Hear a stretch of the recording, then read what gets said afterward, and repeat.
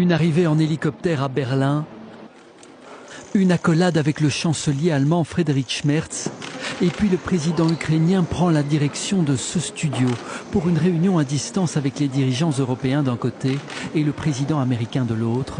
À l'issue de ces conversations, Volodymyr Zelensky s'est montré déterminé.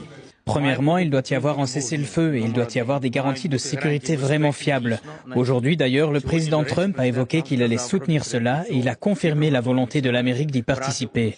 De plus, parmi les principes convenus, il y a le fait que la Russie ne peut pas avoir de droit de veto sur les perspectives de l'Ukraine vis-à-vis de l'Union européenne et de l'OTAN.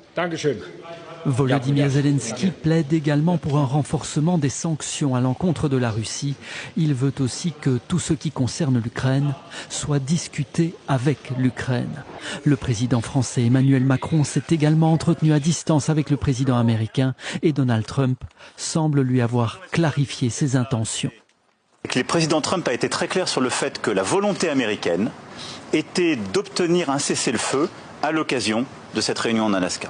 Le deuxième élément sur lequel les choses ont été très claires et exprimées ainsi par le président Trump, c'est que les questions territoriales qui relèvent de l'Ukraine ne peuvent être négociées, ne seront négociées que par le président ukrainien. Le face-à-face entre Donald Trump et Vladimir Poutine est prévu ce vendredi sur cette base militaire en Alaska, mais Donald Trump évoque déjà une potentielle rencontre trilatérale.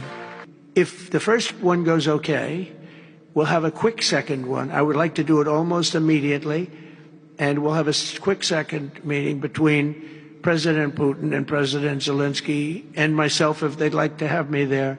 Thank you very much. Deux sources